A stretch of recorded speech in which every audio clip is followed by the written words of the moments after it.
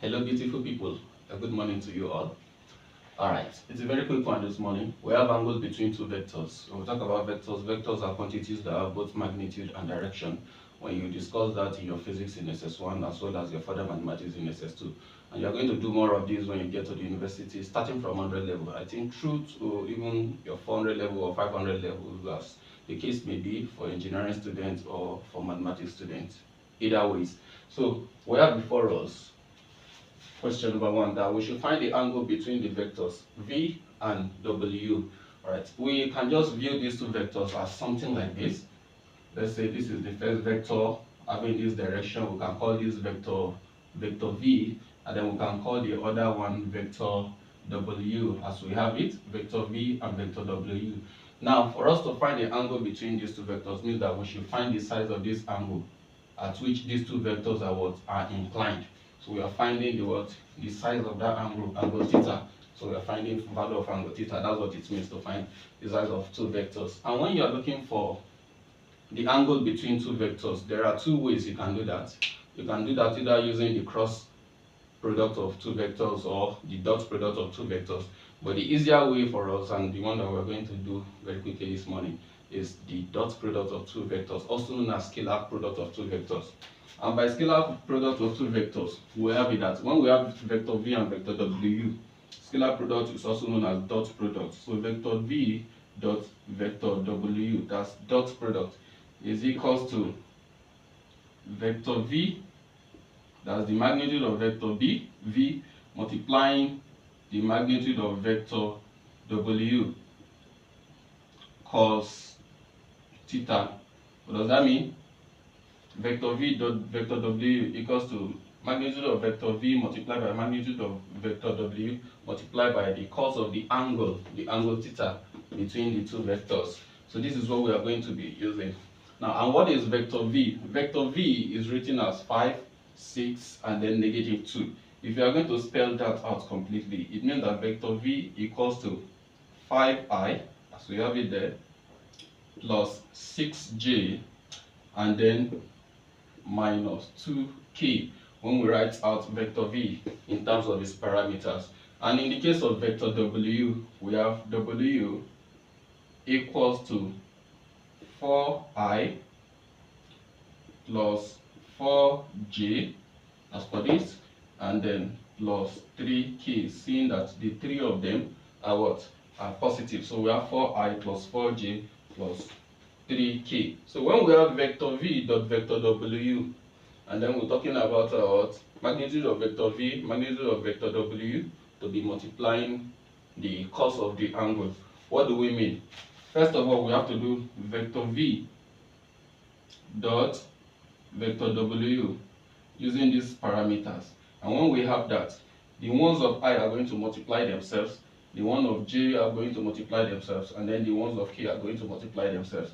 And all of these will be will be added together. So we are going to be having a 5 multiplied by 4 for the I parameters, plus 6 multiplied by 4 for the j parameters, and then plus negative 2 multiplied by 3 for the k parameters.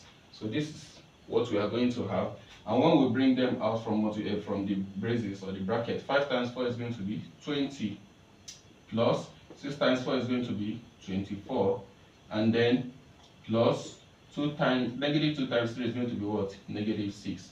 So eventually, what will we be having in that situation? We'll be having it to be 20 plus 24, which is equals to 44. And then 5 plus multiplied by minus is going to be what? Minus. So 20 plus 24 is 44. 44 minus 6 is actually going to give us what? 38. And that is that for the dot product of these two vectors. And then we proceed to the other side of the equal sign, which says magnitude of vector v multiplied by magnitude of vector w multiplied by the cos of the angle between vector v and w, which of course we have represented by theta from this diagram. So we'll be moving to the other side of the board to complete the remaining solution. Now, we are here for the magnitude of vector v, as we have it here. We are going to have magnitude of vector v. So we want to get out the magnitude of vector v. How do you get magnitude of a vector? That's going to be square root of what we have here. Vector v, the parameters of vector v are 5, 6, and negative 2. So square root of 5 squared that's going to be 5 squared, plus the second one 6, that's 6 squared, and then plus the third one -2, that's plus -2 squared. We are going to extend this. So this is how you calculate magnitude of a vector, and that's going to be square root of, as we have it there, 5 squared is 25, plus 6 squared is 36, and then plus -2 squared is going to be 4. So what are we going to be having in that situation? So we're having it to be equals to 36 plus 4 is going to be 40, and then 40 plus 25 is going to be 65. So we're having it to be square root of 65. So it means that vector v is equals to square root of 65. We keep that there for now, and then we look for the magnitude of vector w also. So what's going to be magnitude of vector w? As before, in the case of v, we are going to be having that to be equals to 4 squared plus 4 squared, and then plus 3 squared. So what is this going to give to us? That's going to be square root of 4 squared is 16, another 4 squared is 16, 16 plus 16 is 32, 3 squared is 9, 32 plus 9 is going to be equals to what? 41. So magnitude of vector v is square root of 65, and magnitude of vector w is square root of 41.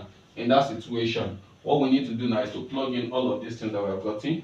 That's dot product of v and w and the two magnitude into these formulas, and then we see that how to use that to get our cos theta. So what we have is going to be, in the place of v dot w, we are going to be having it to be 38. So this is going to be 38 equal to magnitude of vector v, which is equals to root 65, multiplied by magnitude of vector w, which is equals to root 41.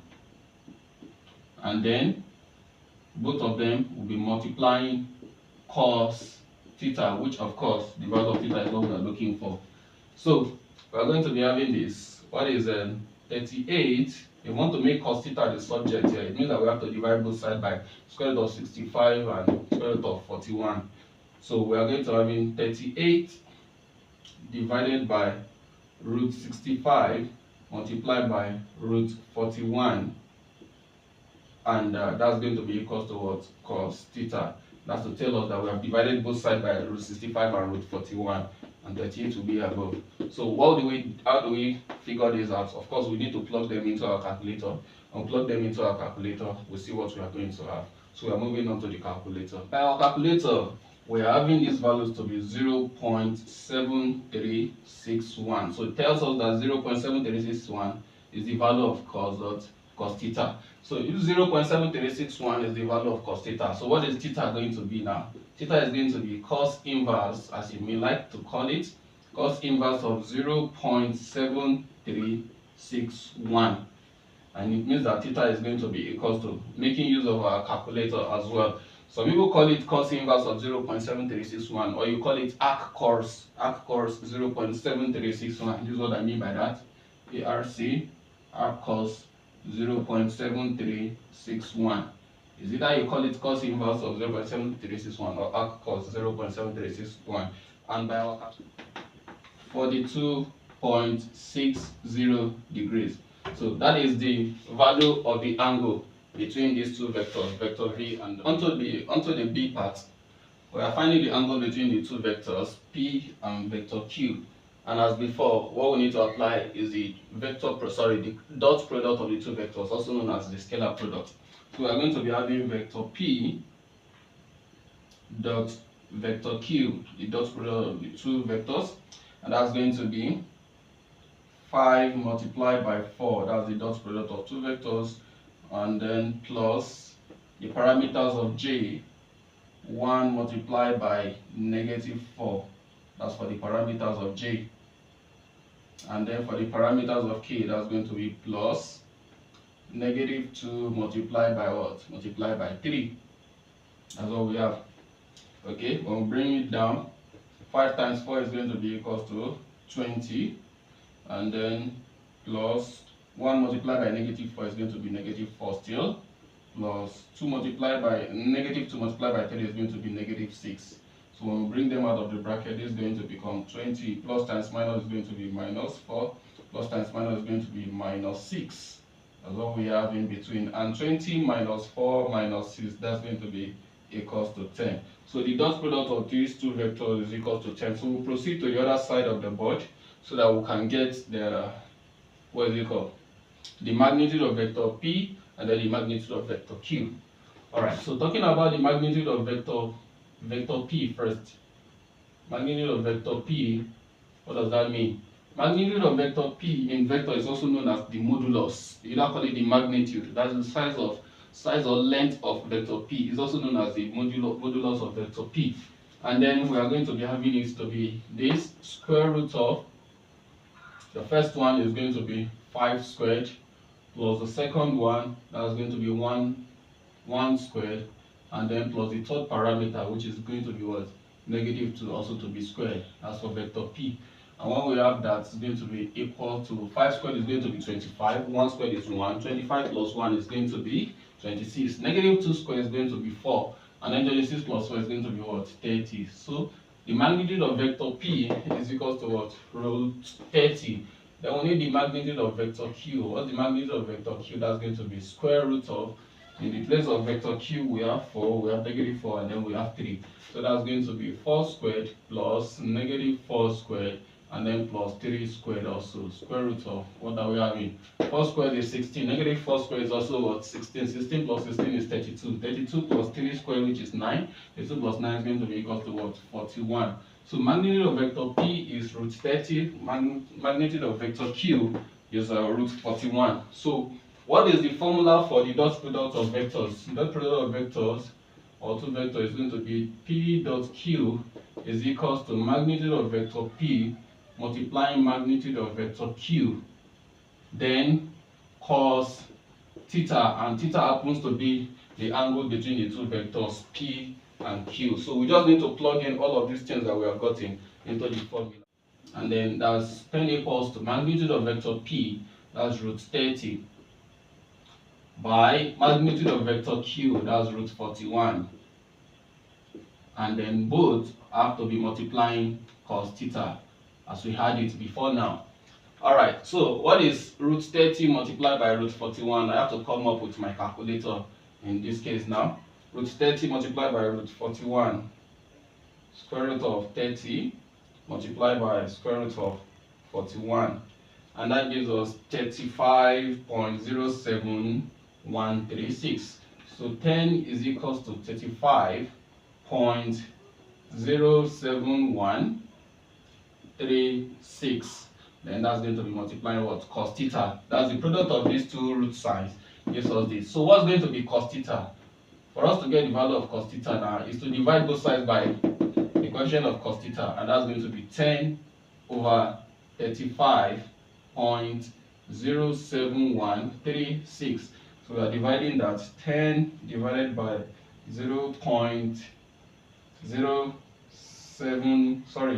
divided by 35.07136, and by that division we have cos theta to be equals to 0.2851.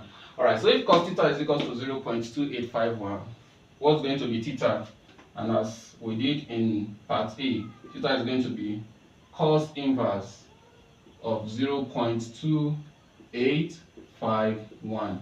Cos inverse of 0.2851. And by our calculator, what are we going to be having in that situation? So that's going to be equals to 73.43. 73.43, and of course that is measured in what? In degrees. So the angle between these two vectors P and Q is 73.43 degrees. So